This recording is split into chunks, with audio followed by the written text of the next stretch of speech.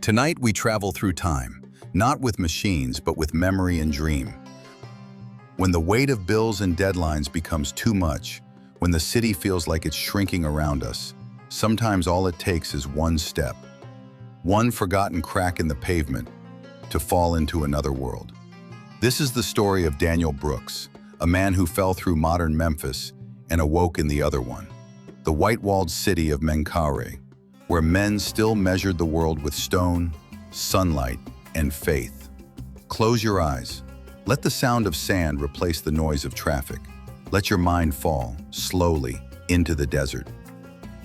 He always took Union Avenue home when the invoices piled high and the calls got mean. Union had the old posters. Elvis in a white suit with rhinestones like frost, 68 comeback, sun bursting out of his chest. And there was a barbecue place that bled sweet smoke into the humid air. Daniel Brooks would roll down the window, breathe in pork and sugar and wood, and tell himself that love, his wife, his 3 kids, and the family of his best friend who'd lost work and nerve at the same time, was worth the math that never added up. That evening, the orange cones pinched the lane to a single grudging ribbon. "Road work again," he muttered, easing around a trench that looked like it had been dug by gods with the manners of drunk teenagers. Men in hard hats were yelling at a backhoe. An Elvis poster peeled from a plywood fence, half grin, half ghost, and a legend that read, "Walking in Memphis," in a font that tried too hard. Daniel stepped out to pay for a bag of charcoal. He took 3 strides, cursing softly as grit worked into his loafers. And then the asphalt gave way. No warning, no grate, no city of Memphis stamped circle. Just a broken lip and an empty mouth. He fell. He fell for longer than fear has words. Past the taste of steel and the stink of wet earth, through a cold that made his teeth ache, and then through nothing at all. He had the strangest thought as he fell, that infinity had a temperature, and it was whatever a hospital smells like at 3 a.m. And then light rushed up at him like a door someone kicked open. Sand took him, not like a bed, like a man who meant to break your momentum. He ate grit. His suit jacket was a bad joke, slick with something that had been water when it was ambitious. He spat and turned and blinked. At first there was nothing. No sound but his own breath hitting the back of his throat. No sight but a darkness thick enough to have weight. He was lying on his side. When he moved, the ground shifted with a faint hiss like dry paper. His hand brushed something cool and unyielding. The wall behind him was stone, hard and damp in spots, rough in others as if it had been bitten by time. Beneath him, the texture changed. Grain by grain, it was sand, the dry kind that trickles between your fingers and vanishes. He could not tell how large the space was. Every whisper of movement seemed to return to him, cautious, like an echo that had lost its way. He stayed still until the panic slowed its breathing, until the blind minutes thickened into an hour. Then his eyes began to learn the dark. Shapes edged themselves out of the black, the faint slope of a floor, the silvery trembling of dust in air that shouldn't have been moving. Far ahead, something softened the dark. A seam, a wound of paler shadow. He blinked, squinted. A light. It was far, small as a coin at the end of a corridor, but it was there. He pushed himself upright, each motion releasing a quiet avalanche of sand. The more he moved toward the glimmer, the more it grew, thinning the dark to violet, then to brown, then to the color of bone. When he reached the mouth of the tunnel, the light broke him open. It was day, brutal, absolute day. Not Memphis day. No soft green, no haze trembling over asphalt, no river smell. This was light as metal, a furnace polished to a mirror. The sky was a lid hammered smooth, the sun a coin pressed on it from the far side. The wind that met him was dry and salted, as if it had been grazing a dead sea and come back hungry. Below the ridge where he stood, the world spread out in gold and ochre, and a kind of red that belonged to baked blood. In the near distance sprawled a town crouched against the heat. The houses were low and close, made of mud and straw that had hardened into the color of its own dust. They looked like hands folded in prayer for shade. The doors were narrow, all turned to the lee side where the sun's bite could not reach. Between the walls ran alleys of packed earth, strewn with pottery shards and the dark prints of bare feet. At the city's heart, high walls rose like the sides of a chest built to guard something valuable and unseen. Banners hung from poles taller than any he had ever seen, cloths of red, blue, and yellow so bright they seemed to burn in the sun. The flags writhed and snapped in the furnace wind, their long tongues twisting to show painted symbols he couldn't read, spirals, eyes, and birds that might have been letters or warnings. Beyond those walls, a faint line of palms shimmered in the distance, their green so fragile it looked like it might melt away. Somewhere behind that barrier, a low bronze note rolled out. Neither a horn nor a bell exactly, but something in between, ancient and resonant. He shaded his eyes with a shaking hand. The light was merciless, flattening everything, turning the air itself into a mirror. For a moment he thought the whole place might dissolve if he blinked too long, but the town stayed there, dense, silent, waiting. His throat was already burning. Each breath rasped against the back of his mouth. The air carried the taste of salt and dust. Within a few steps, the need for water erased every other thought. He started down toward the cluster of mud shacks at the city's edge. The street narrowed the farther he went. The walls leaned close, sun-baked and cracked, their mud bricks the color of old coins. The doors were small and set deep into shadow, all facing away from the light. There were no windows, only thin slits high up where air might slip through. He realized that the silence here wasn't emptiness. It was a way of enduring the heat. The town smelled of earth and straw, of bread that had burned a little, of smoke that refused to rise. "Ho there!" He turned his eyes towards a corner where the lane forked and saw a man on a donkey, a wicker basket tied behind the saddle. The man's skin was dark, his skull clean-shaven, and his linen kilt whipped lightly around his knees in the wind. He had a bundle of writing boards under one arm, a reed pen tucked behind his ear like a cigarette. He slowed, stared at the stranger in the strange clothes. When he spoke, the words were nothing Daniel had ever studied, yet somehow they reached him clear as English. "You are far from your house," the rider said. "Your face is burned. The heat will break you if you stay in the road." Seeing Daniel without any movement, he called again, "Come off the road. The heat is a knife." Daniel laughed, a dry bark. "If this is a prank," he said, and then stopped because the words he had meant to say came out like his words and not like his words at all. And the rider nodded as if the shapes made sense. Daniel blinked, trying to find his balance between sense and impossibility. "Where am I?" he asked. "Memphis," the man said, as if the answer were as obvious as thirst. "The good place, the white wall. You have walked until you have forgotten the name? The king's city, under the justice of Menkaure the Great. Memphis." The word struck Daniel twice, once in the ear and once down where the panic lived. He swallowed and tasted dust. Memphis, but not his Memphis, not the river city of guitar shops and half-empty offices. This one smelled of dust and baked clay, and a kind of precision that felt older than memory. He looked again at the walls, at the bright flags twisting in the distance, and understood that somehow, impossibly, he had fallen into another world.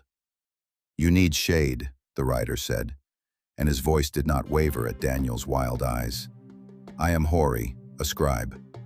Today is my last day of service in the temple this month. I have a house, water." "Please," Daniel managed. Hori's house was a cool cut in the heat, doors on the shaded side, no windows to feed the sun's hunger. Hori's wife, Merit, put a clay cup in Daniel's hands and did not ask questions. 3 children peered around a doorway, whispering. Hori said a few quick words to Merit. "A Greek," Daniel caught, and something like trouble. And the woman nodded, the way people nod when the right thing has arrived, and it is also an inconvenience. When the water stopped hurting his throat and started working, Daniel found his tongue. "I'm from Memphis," he said. Merritt looked proud for him. as if he had said his father was a decent man. Beyond the great sea, Daniel added, because he was out on a limb, and the only way forward was still forward. Hori's eyes went carefully blank. Beyond, he said, the way a man says, dragons live there, in a story for children. He set a thin loaf of bread on the mat. Eat. You came from a place where you fell, he added, judging the mad to see if they were dangerous. The road, Daniel said. They forgot to cover the hole. He could feel the part of himself that liked control sending memos in a frantic hand. He ignored it. Where I'm from, that happens. Hori made a noise that could have been grief, or derision, or both. What god do you serve? Hori asked, as if that were the natural question to follow bread. Daniel hesitated. He had never thought of that sentence as one that could cause offense. I don't, he said finally. Not really. The air shifted. It wasn't silence, not exactly. It was more like the stillness that comes when something invisible in the room has moved closer. Merritt's hands froze around the cup. The children who had been whispering in the corner went utterly still, wide-eyed. Hori's expression changed with alarming quickness, curiosity tightening into disbelief, disbelief curdling into a kind of fear he didn't know how to hide. You mean, Hori said slowly, you serve no god? Daniel nodded. No, I don't believe in gods. Hori looked at him as though a hinge inside the world had just come loose. But the sun rises, he said. The river flows. The flood comes and goes. The grain grows and dies. Who keeps the measures? Who opens the gates of morning? You eat bread, do you not? You breathe? Daniel started to answer, to say something about systems, about nature, about how things just work. But the words sounded useless in his own mouth. It's just the way the world is, he managed. It doesn't need, Hori repeated, his voice a whisper that cracked halfway through. You must not say such things in the street. He glanced toward the door, as if expecting something to have already heard. The world is a house, he said, his voice urgent now, almost pleading. A house stands because it is measured, every beam held by another. To speak as you do is to loosen the beams. The roof may hear you. He leaned forward, lowering his voice further. There are words that open doors, stranger. And there are doors you do not open, the ones that open onto nothing. Daniel wanted to laugh it off, to say it was superstition, but he saw Merritt's pale knuckles against the clay cup, and the way the children's eyes darted between them like frightened animals. He realized that for them, this wasn't metaphor. This was reality. Hori straightened at last, his composure returning with effort. Eat, he said quietly, though his hand trembled as he placed the bread down. You have traveled too far, and perhaps the air beyond the sea has strange poisons. Rest. Tomorrow the world will still be here, if the house holds. Hori invited him to stay. Daniel hesitated for a while, his mind half occupied by the absurdity of what had happened, and half by the simple exhaustion of it. He had no plan, no strength, and nowhere to go. So he agreed. For now, he thought, until he could figure something out. That night he slept on a woven mat in a small alcove near the door. The walls glowed faintly from oil lamps, and he listened to the quiet rhythm of a life measured differently from his own. The soft grinding of grain, the distant sound of animals, the whisper of Hori's children talking themselves to sleep. When morning came, the light poured in white and sharp through the cracks, and Hori was already waiting, wrapped in fresh linen, his shaven head still damp. Come, Hori said, you should see the work of the morning. The gods must be dressed. Daniel followed him through narrow lanes that opened into a courtyard large enough to swallow a city block. The temple's walls were painted in reds and blues so intense they looked newly made. Inside, the air was cool, heavy with incense that bit the throat. Scribes and attendants moved with slow precision, their voices low, their steps deliberate. At the center of it all stood a small shrine sealed by wooden doors gilded with gold leaf. When the first light touched the upper stones, The priests began to chant. Two men poured water over their hands and arms, whispering words Daniel couldn't catch, then dried themselves on clean linen and declared their purity aloud. One of them, Hori, turned to Daniel briefly, his expression calm but focused. "We are washed," he said. "The body must be clean before the god awakes." They opened the shrine.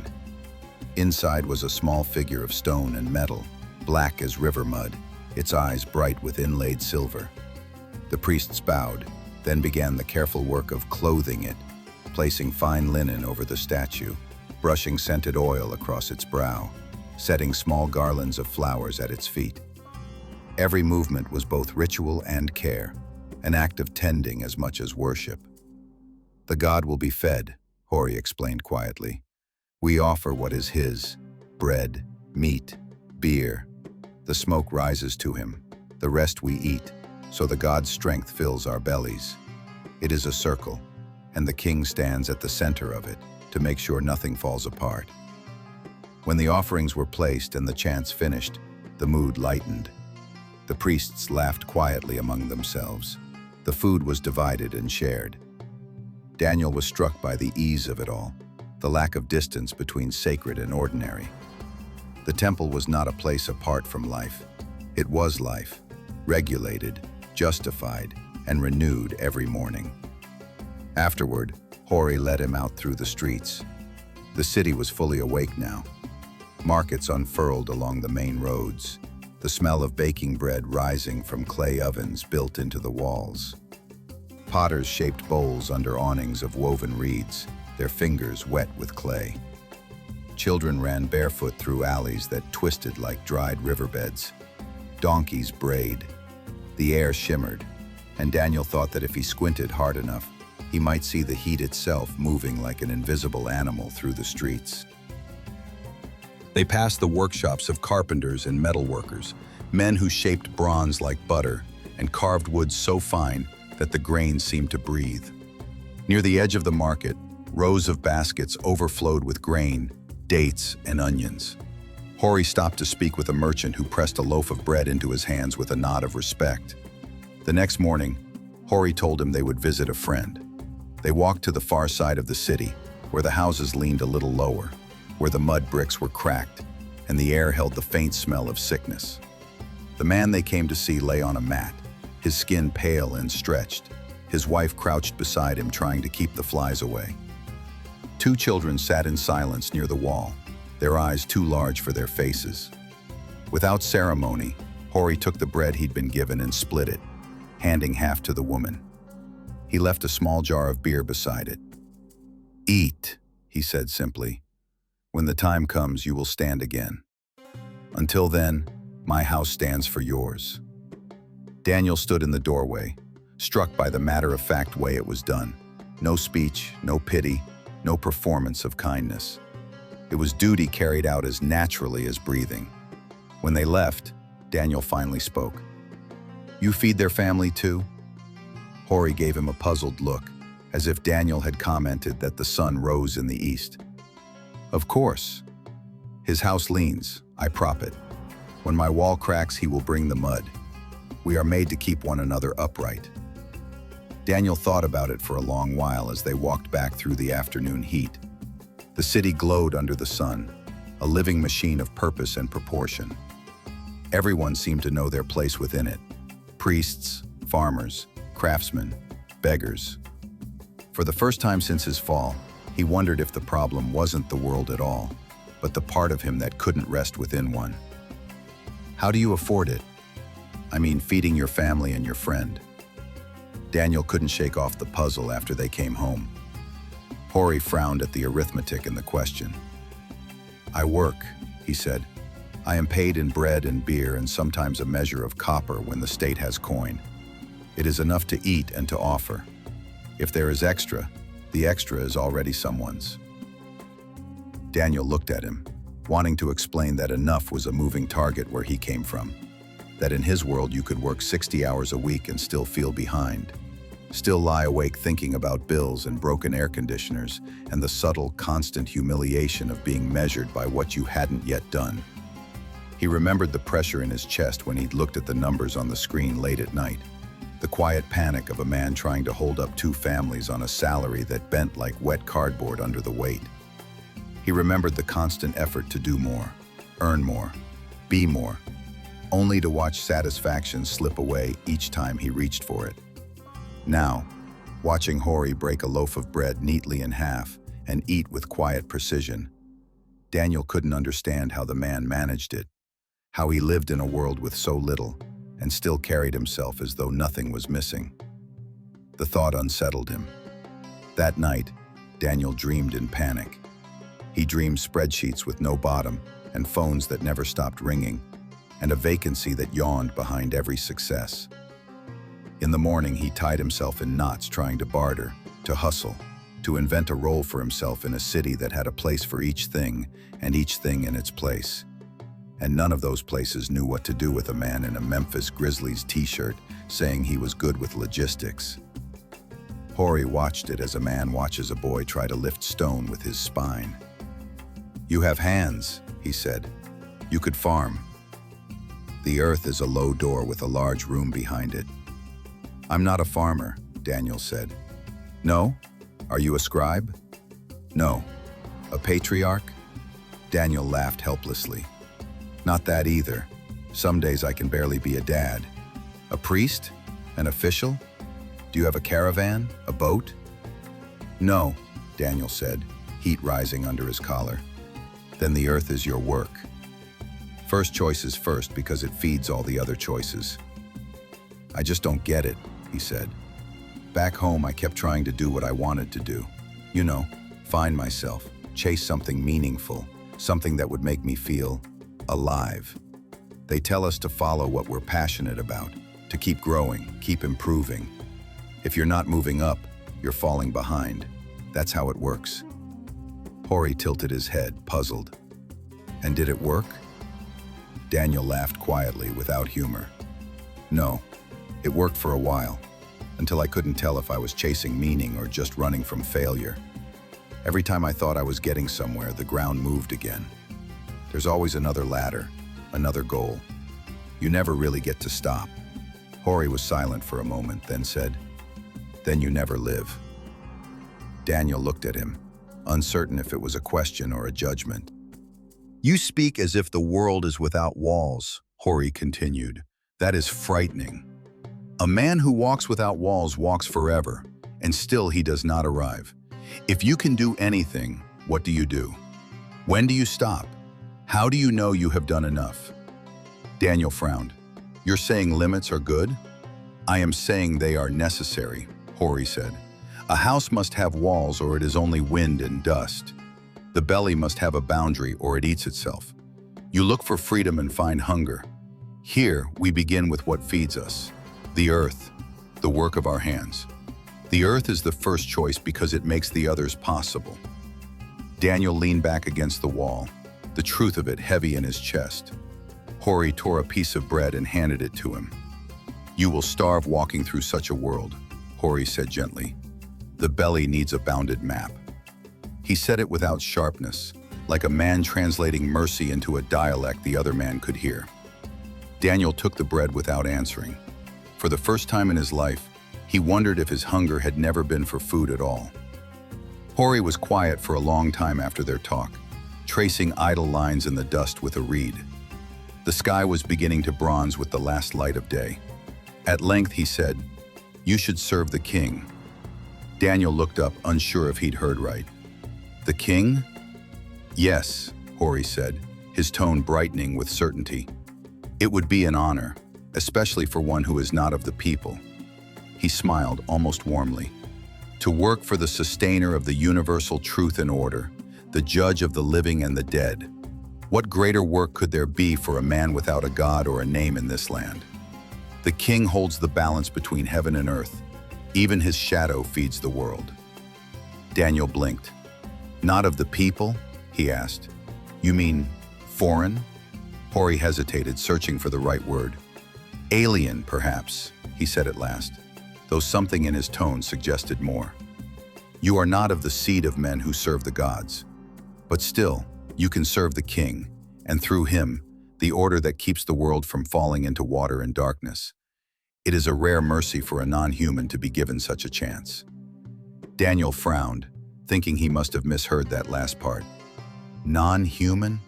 He repeated under his breath, but Hori had already risen, brushing the dust from his knees. "I will ask someone for you tomorrow," Hori said, matter of fact. "There is always work where the king is visible. It will bring you food and standing, and perhaps even peace in your strange heart." He came back the next day with a smile like a sixth loaf. "They will take you at the Giza workman's village," he said. "You will build for King Menkaure and his house. That is good. To set your shoulder under such stones is to push your days into the right groove. It is a beautiful groove." Daniel looked toward the west, where the horizon rose like a shoulder. He thought of death cults and bad documentaries, and men who measured eternity in tons of limestone and blood. "No," he said.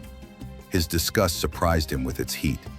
Hori blinked as if a dog had told him the sky was not right. "It is honor," he said slowly, "to help the king correct the world each morning. Even if you believe the world lacks a builder, you can still live as if it has a level." 2 weeks taught Daniel that an open world can be a desert. He grew thin with the work of choosing and thinner with the work of imagining. He tried everything, hauling at the quay until the foreman laughed him away, trying to sell cleverness to men who looked at him and said, in effect, "The cleverness we require is knowing when to stop talking." Hori sat with him in the evening, cutting bread with a clean thread. "Build," he said, "or farm, or you will break." So Daniel went. Giza was nothing like the postcard image he had carried in his head. A ruin half buried in sand, silent and dead. It was alive, deafeningly so. The whole plateau throbbed with movement and purpose. A world-sized construction site singing in rhythm with itself. From the ridge, Daniel saw it stretch before him. A plain of ramps, sledges, and scaffolds, so dense that the earth seemed to ripple with human motion. Lines of men hauled limestone blocks up sloped causeways, their bodies glistening under the sun, copper tools flashing like fish scales. Overseers shouted orders, and the air struck back with echoes. Each shout had its answer. The thump of wood rollers, the hiss of wet sand poured to ease the drag of a sled, the bark of laughter, the clang of chisels striking stone. Below, the river swarmed with boats, long, wide-bellied craft painted in red and green, their sails furled as they drifted to the quays. They came loaded with stone and cedar, papyrus bundles and bread. Men ran along the docks barefoot, unloading blocks from quarries up the Nile, marking each an ochre with the names of work crews. The drunkards of Menkaure, the stable of the Horus King, the Green Field Gang. Others recorded shipments on rolls of fresh papyrus, tallying in neat, precise strokes. Daniel caught glimpses of scribes seated in the shade, reeds in hand, their eyes sharp as knives, keeping the balance of the kingdom in lines of ink.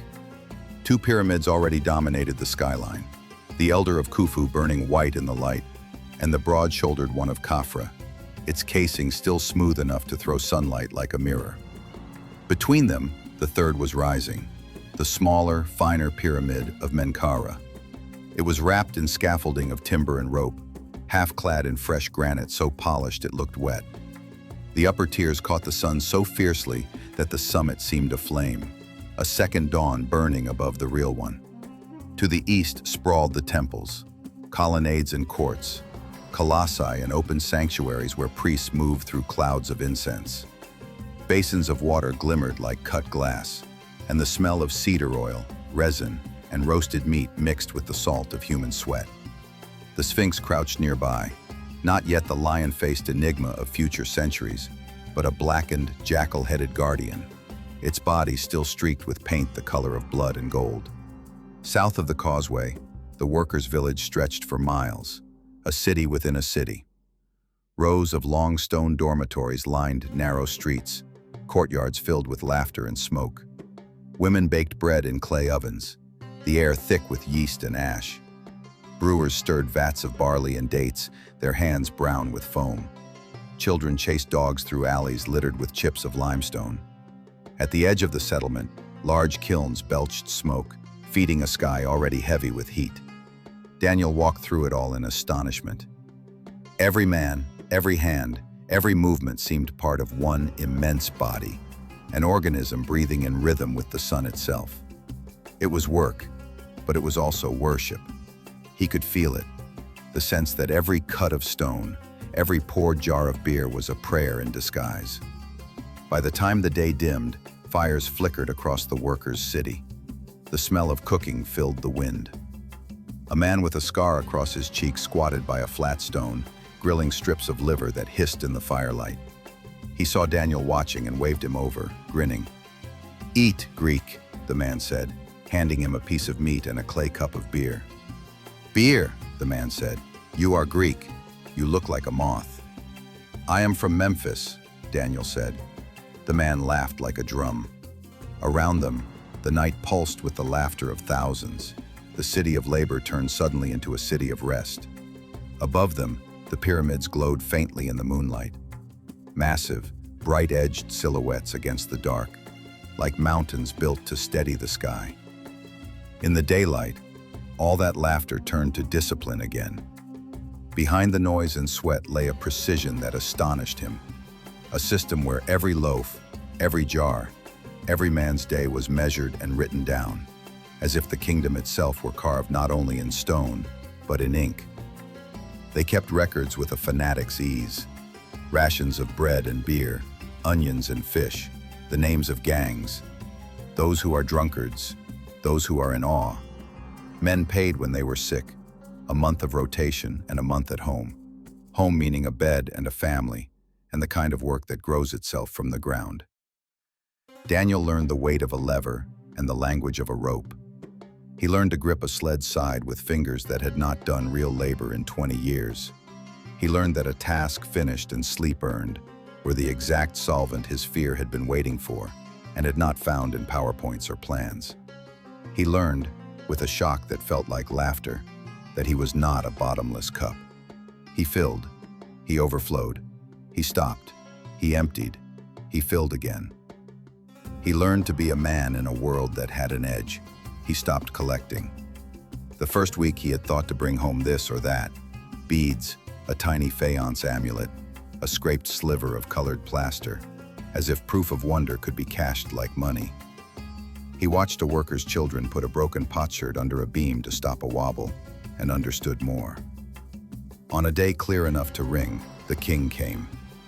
Menkara was younger than the statue versions, his face less stern, his eyes carrying the weight that makes a face look like a door jamb. He moved through the ranks of workers with a pace that dignified without pausing, and paused without making men think too much. He wore white and gold the way a flame wears gas. He stopped when he saw Daniel. "Why is there a non-human among the workers?" he asked. The chief overseer bowed like a hinge. "Lord," he said, "he is a Greek in trouble. He needed a place. We found him a place." Daniel felt anger flare like a trick knee.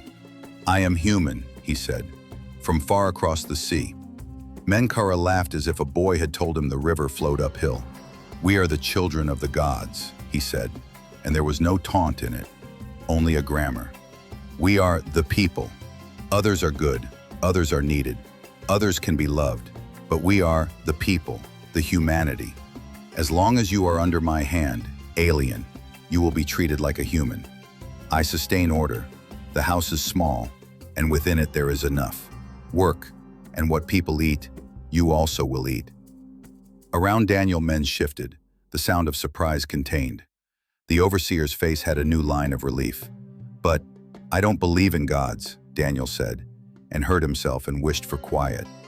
"I don't think they exist." Menkara's laughter came larger, generous as shade. "I have seen a god," he said, "my father. When I go where he went, I will share what he is. You will see if you live long enough to die."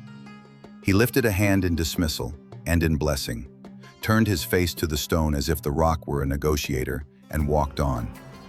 Hori came to the workers' village that night and found Daniel with a jug and a grin. "You are a human," he said. "My Lord has said it. That is no small word to give to a man from beyond." "I thought I should be insulted," Daniel said. He was not. "You were restless," Hori said. "Now you have a roof with walls you can feel. The worst of the wind stays out." They ate with their backs against a wall that felt as if it had taken the day on its shoulders and was proud of it. A boy, one of Hori's, scruffy and perfect, fell asleep with a chunk of bread in his hand. Merritt took it and tucked it under a cloth, as if it were a chick she intended to wake later. That night, Daniel dreamed a house. A small house with a workbench made from a door turned sideways. He planed wood that did not splinter and set a stone where he wanted a stone. His wife laughed in the next room, and children's feet thudded and shushed, and his friends' boys took a fruit from a bowl that kept refilling because it was enough to feed them. Outside, a wild, borderless world moved like something that was not tame, and it did not scare him because the door was shut and the latch was honest. In the corner of the room, a painted king with a quiet mouth held a measure in his hand and said nothing, but made the measure true. He woke to a beep, then the antiseptic, the weight of air conditioning, the way a hospital room holds itself like someone trying not to sneeze. A ceiling tile, his wife's hand on his chest, his kids, all three, faces open and wet, his friend's oldest boy peering around the curtain with a courage that tried not to be need. "You fell through a hole in the street," his wife said, anger and relief braided. The inspector said, "I know what the inspector said," Daniel answered gently. He took her hand and kissed the part of the knuckle that always got dry in winter. "I'll call the city tomorrow." "You scared us," his friend's boy said, and then decided it was safer to say, "We ate pizza." Daniel laughed, and the laugh had ribs. "Good," he said. "Save me a slice." The doctor came in and made noises about observation. Daniel nodded and thought of ramps and ropes and a sun that turned at the same speed as men's songs. He felt the familiar flutter start up in his chest, the old bird of infinite possibility, spread its wings and then fold them when it found no sky to fly in. "Hey," Daniel said softly, "when I'm out of here, I'm cutting some hours. I'll be home for dinner. We'll help Mike's family, every week, not just when things break." His wife frowned a little, puzzled. "How? We can barely keep up as it is." Daniel smiled, the kind of smile that came from somewhere rested. "We have enough," he said. "We just never stopped to see it." She studied him for a moment, searching his face for the old worry that had always been there. It wasn't. "Okay," she said finally, quiet but sure. "Okay." He closed his eyes and saw a city of mud brick and shade, a man with a reed pen who knew what enough felt like, a king who said that being under a hand could be safer than being under the sky, a plateau where stone took light like a virtue. He saw the word human extended like a cup of water. He saw a small house within a very large world and understood that the size of the house was a choice and the largeness of the world was not. When he slept, it was the good kind, the kind that comes after you have done the work the day asked for, and not the work a ghost of infinity whispered at you through a hole in the street. In his dream, a flag snapped in a hot, bright wind, color against color. The wind was dry and smelled faintly, impossibly, of ribs. It's easy to dismiss the old world as myth, yet every time we ask who built the pyramids, we're really asking what we've forgotten. How a civilization could move mountains when we can barely move ourselves from one screen to another. So before you sleep, let's linger a little longer in that question. Not only as a mystery of engineering, but as a question about the human heart. Who built the Great Pyramid? The monumental pyramid at Giza, its four sides approximately 230 meters each, originally rising nearly 147 meters high, built of roughly 2.3 million blocks of limestone and granite, stands as one of the great wonders of human construction. Over the course of the last 2 centuries, the dominant scholarly view has been that it was built during the reign of Khufu, also known by his Greek name, Cheops, of Egypt's 4th dynasty, roughly 2600 to 2500 BCE. Many Egyptologists accept that attribution, citing several lines of evidence. The earliest explicit attribution in surviving literature is Herodotus's Histories. Herodotus says Cheops, or Khufu, built the largest pyramid and even sketches a legend-laden story of forced labor and steps or machines for lifting blocks. His basis is oral traditions he heard in Egypt 2 millennia after the fact, not excavation, so it's textual testimony, not archaeological proof. Diodorus repeats the attribution, calling the builder Chemis or Cheops, and adds moral commentary about vanity. He depends on literary tradition and temple guides. Like Herodotus, his evidence is hearsay textual rather than material. The first precise survey of the Great Pyramid in English comes from John Greaves, published in 1646. Greaves measured casing angles and passages and, for authorship, relied on the classical consensus, that is, Herodotus and Diodorus, treating the monument as Khufu's on textual grounds while setting the stage for scientific recording.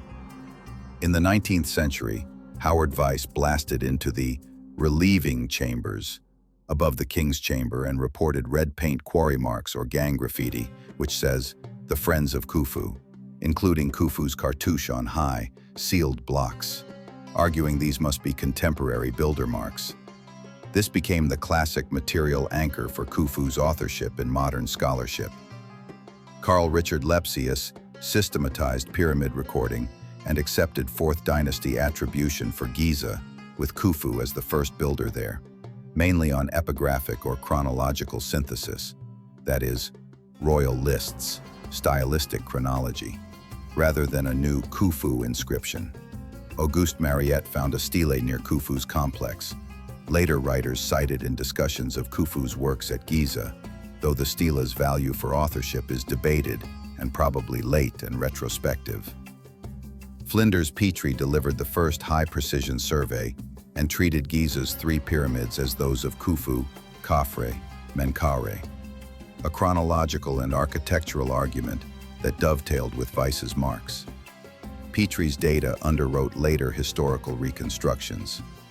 In the 20th century, George A. Reisner excavated the Queen's pyramids, cemeteries, and temples, recovering reliefs with Khufu's figure/name and building a site-wide chronology in which the Great Pyramid is the king's monument, anchoring a vast mortuary complex. His basis is contextual archaeology plus epigraphy. Mark Lehner integrates workers' village excavations, crew names, provisioning systems, and Weiss's chamber marks to argue the project was a 4th dynasty state enterprise under Khufu. He treats the gang graffiti as decisive in situ evidence and maps the logistics that make Khufu's reign plausible. In recent years, Miroslav Werner presents a comprehensive critical synthesis, including architectural typology, chronology, and administration. Placing the Great Pyramid in Khufu's reign, he foregrounds site context, including Queen's Pyramids, mastaba fields, causeway and temples, and Old Kingdom state organization as the evidential spine. Publication of Merer's logbook, a 4th dynasty diary of a harbor inspector, records hauling Tura limestone to the horizon of Khufu. Scholars use it as contemporary documentation connecting Khufu's administration to Giza construction logistics, strengthening, though not conclusively proving, Khufu's authorship. At the same time, a significant number of older and newer scholars raise doubts, arguing the evidence is indirect, the resources may not align, or alternative methods and actors may better explain the pyramid's construction. The counter-attribution tradition really blooms later in antiquity, in Coptic Arabic historiography, where the pyramids are assigned to pre-flood sages or legendary kings, most famously Surid bin Salhuk, often conflated with Enoch, Idris, Hermes.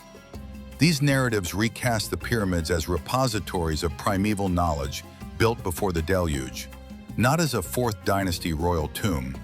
They're valuable for reception history, but they are late, synthetic, and overtly mythic. Critical treatments in translated excerpts make clear how these stories circulate and why. They stitch biblical, Quranic time into Egyptian ruins by assigning construction to antediluvian wisdom figures rather than Khufu. However, it is also important to note that these are the traditions of the people who were actually descendants of the people who lived at the time of the pyramid's earliest attestations. It is their way to incorporate their existing tradition with biblical or Quranic traditions. A related text sometimes drafted into anti-Khufu arguments is the Inventory Stela, a 1st millennium BCE piece from the Isis temple at Giza. Because it depicts Khufu restoring cult sites and calls Isis mistress of the pyramid, some have read it as implying structures predated him.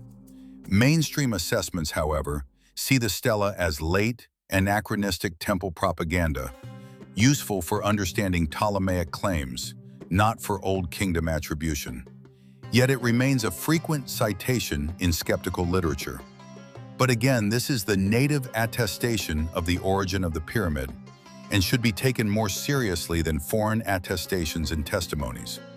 Interestingly, mainstream scholars also cite this source as a support for Khufu's authorship of the pyramid, showing how the scholarly interpretations can go both ways. In the 19th century, while Egyptology coalesced around Khufu, alternative currents questioned the attribution in two ways. One, in pyramidology, scholars like John Taylor, Piazzi Smith, and Joseph Seiss often argued for extraordinary pre-Diluvian origins and sacred metrology. They did not advance a cohesive historical builder other than a generalized ancient wisdom culture, thereby undermining the Khufu as author premise. Their work seeded enduring public doubt, even if not a specific counter-candidate. 2. Since the late 20th century, critics like Scott Creighton have charged that Weiss forged some marks, thereby invalidating the key on-monument epigraphic link. The claim is vigorously disputed.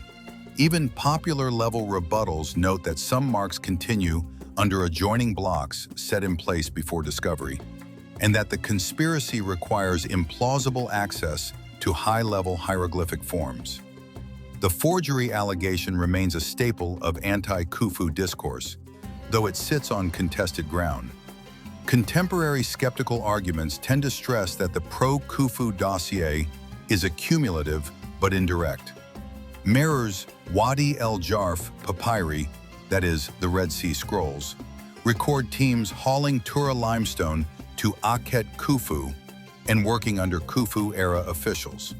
Skeptics and scholars alike concede their value, but emphasize, the texts describe logistics for the complex encasing, not a line that explicitly states, "We built the pyramid itself this week." Even supportive syntheses acknowledge this nuance, which is why critics frame Khufu's authorship as a strong inference rather than a direct dedicatory claim. Inventory Stela again appears here. Skeptics cite it to suggest earlier sacred installations at Giza. Mainstream scholarship counters with its late date and anachronisms, leaving it a poor witness for authorship but a persistent prop for doubt. However, the scholars have no basis to say that the late date is necessarily wrong. If that's the case, all scholarly opinions about antiquity would be way too late to be credible. Therefore, date doesn't prove or disprove authenticity of the testimony. Besides, no exterior foundation text survives that tells us Khufu's authorship of the pyramid. Unlike later monuments with explicit dedicatory inscriptions, the Great Pyramid lacks a surviving formal text saying, "Khufu built this." That absence fuels the refrain that the case rests on work gang graffiti, plus site context, plus logistics, not a single smoking gun inscription. Another skeptical lane contends that resources, manpower, and time strain credulity for Khufu's reign. Authors who are in this line of thought, including the British author Robert Temple. Points include the sheer volume of stone and provisioning load, debates over ramp design, and the still enigmatic internal architecture, like the big void detected by muon imaging, which fuels the sense that key construction logistics remain unknown. Radiocarbon work broadly confirms Old Kingdom dates, yet with scatter, often older than expected, that critics read as instability in the timeline. Archaeologists reply that recycled timber or charcoal explains the offsets, and the dates still land squarely in the historical window. Colin Reeder is a chartered engineering geologist. He claims that the Sphinx and elements of the Giza landscape predate the 4th dynasty and supports an early dynastic redating, which weakens the rigidity of the standard Giza chronology that underwrites Khufu's authorship narrative. Robert M. Schock, a geologist from Boston University, claims that the Sphinx enclosure displays precipitation weathering consistent with a much earlier date, far pre-4th dynasty, which, if accepted, destabilizes the conventional Giza sequence supporting Khufu's pyramid attribution. Michelle W. Barsoum, materials scientist from Drexel University, stated that microstructural signatures in some blocks are consistent with reconstituted or cast limestone, namely geopolymer, not purely quarried stone, at least in parts of the pyramids. Barsoum doesn't argue against Khufu specifically, but his lab work changes the feasibility calculus. Joseph Davidovitz also noticed that a substantial fraction of pyramid stone is reagglomerated limestone, an ancient concrete. These undermines technological assumption behind the Khufu authorship narrative. It is true that Khufu's people could have been using these technologies, yet these new discoveries do open a window for us to see that the pyramids could have been built in a different era. Although mainstream carbon dating usually wants to say that it supports a 4th century building narrative, the ancient Egyptian chronology itself is very flexible. Egyptologist David Rohl pushed the era of the 4th dynasty about 200 years later than the conventional date, forcing the carbon dating, if reliable at all, to support a date of the pyramid way earlier than Khufu. Why many scholars attribute the Great Pyramid to Khufu? One of the central reasons for attributing the pyramid to Khufu is the presence of work gang graffiti found within the relieving chambers above the king's chamber and other internal spaces. These inscriptions include cartouches bearing Khufu's name and labels such as Friends of Khufu, Arabic, Aku Khufu, often interpreted to indicate the work crews were associated with the king. These marks suggest that the workers may have been organized to serve a project linked to Khufu's reign. However, this piece of graffiti can be interpreted in various ways. First, the name Friends of Khufu doesn't necessarily mean that this work team was from the time of Khufu. It could be a team from any historical period after Khufu who worked on the Giza Plateau. Second, even if the Friends of Khufu team was contemporary with Khufu, they could also be working somewhere else in the complex and wrote their names in an old pyramid. Interestingly, no other team's name was left in the pyramid, or so far, we haven't found any. This is both intriguing and suspicious, not in a conspiratory sense, but in that it seems to be a marking stating not that we built this, but we got here while no one else did. Secondly, excavated papyri discovered at Wadi el-Jarf and other sites, such as those of the Porter Mirror, refer to work teams transporting limestone on the Nile and working for the mortuary complex of Khufu, or Khufu's horizon, during the 4th dynasty period. For example, the records show activities such as moving the white stone from Tura for the horizon of Khufu. These logbooks offer arguably the first contemporary textual evidence of large-scale projects tied to Khufu's name. But Horizon of Khufu could well be Khufu's project to restore the pyramid or to build the necropolis complex, instead of referring to the pyramid itself. Thirdly, there is the alleged architectural and archaeological continuity of the Giza complex. The pyramid sits alongside the mortuary temple, workers' village, and causeway that form a unified funerary complex attributed to Khufu, which fits his reign and a royal mortuary function similar to earlier 3rd dynasty predecessors. For many scholars, this coherent complex supports the traditional attribution. Yet new scientific studies assign different geographical and material date earlier than the 4th dynasty, making the continuity non-existent. It could well be that the 4th dynasty building projects were conducted here because there was a Great Pyramid, a stunning icon of the primeval mound from which the world came into being. Finally, stylistic chronological assessments, i.e. the form of the pyramid, relative dating of surrounding tombs, are supposed to place the structure firmly in the Old Kingdom, 4th dynasty timeframe, consistent with Khufu's reign rather than significantly later. But again, this can be interpreted the other way around. The pyramid was the one the surrounding buildings imitate. In fact, the lack of clear markings of ownership of the Great Pyramid compared to the surrounding buildings signifies that the Great Pyramid is unique among the complex. It is not owned like the others, so to speak. Nevertheless, mainstream Egyptology holds that the case for Khufu is quite strong. Textual evidence, including worker records, internal inscriptions, archaeological context of the Giza Plateau, and chronology all align to a point, or at least they could be interpreted this way. Why some older scholars and many skeptics doubt the Khufu attribution. Despite the consensus, ever since the antiquity, there have been many voices questioning the traditional attribution. Some of the key criticisms and uncertainties include indirect or late evidence. The work gang graffiti and internal inscriptions are not royal proclamations inscribed on the exterior of the pyramid itself. Some skeptics argue that these marks may have been introduced later or might not reflect the overall project's initiation. For example, some inscriptions above the king's chamber have been challenged as possibly forged or misinterpreted. Papyrus ambiguity. Although the Wadi el-Jarf papyri mention Khufu's mortuary complex, they do not explicitly record the building of the pyramid itself, only parts of the plateau or quarry transport context. Skeptics point out that the texts refer to horizon of Khufu and quarry movements, not build Pyramid X for Khufu. Thus, the link remains associative, not direct. Resource and labor questions.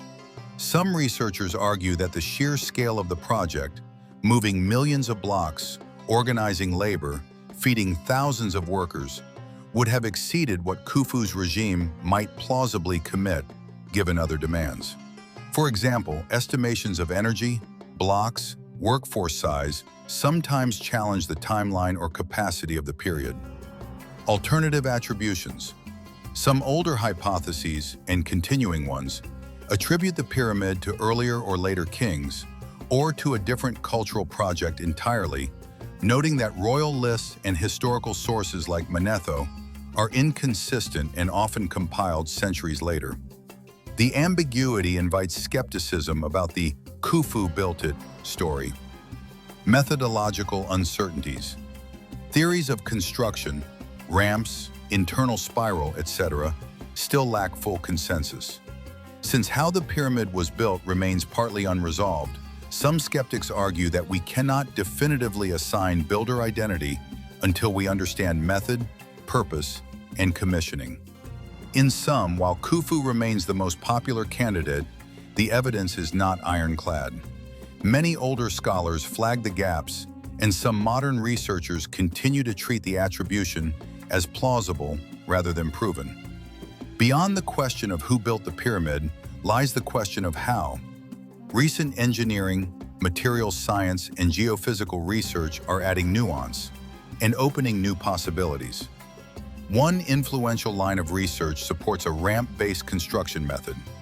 Excavated ramp footprints and quarry traces near the Giza Plateau have been advanced as physical correlated evidence of the standard textbook method of hauling stone.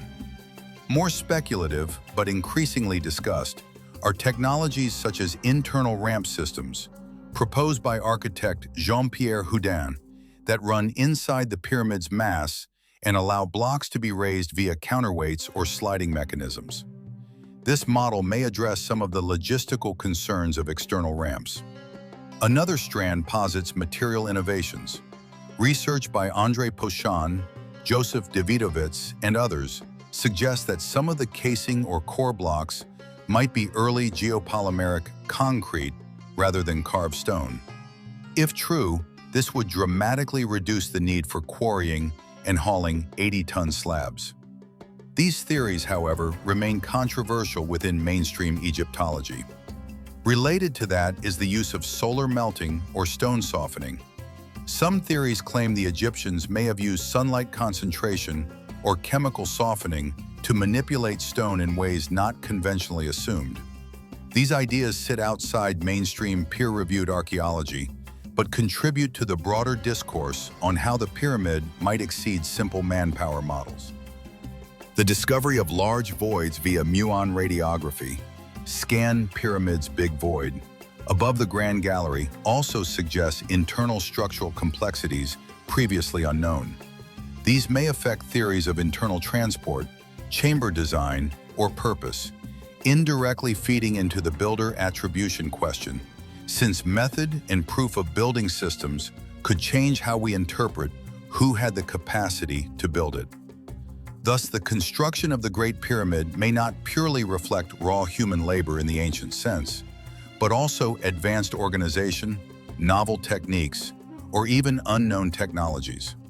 These emerging theories complicate, rather than settle, the question of who built it, because they shift the baseline of what building entailed.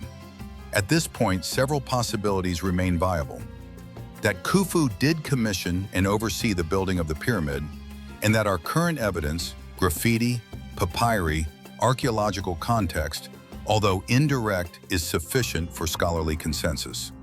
Or that some other king, whether earlier, contemporary, or later, played a far larger or different role than currently attributed. Or that the construction involved technologies or organizational models so advanced or different from our assumptions that the identity of the builder or the method of building needs rethinking. Or that the pyramid may involve actors, techniques, or forces outside current Egyptology's standard framework. Extraordinary organizational systems, forgotten labor regimes, lost technologies, or even speculative possibilities such as external, giant human labor, or pre-flood civilizations. What remains clear is that scholarship changes. What was held settled a century ago may be challenged today. What is consensus now may be revised tomorrow. Therefore, we must treat scholarly opinions as evolving hypotheses, not absolute truths, and apply the same open attitude to all interpretations, whether mainstream or fringe. The story of the Great Pyramid remains unfinished, a structure built for eternity and a question that humbles eternity.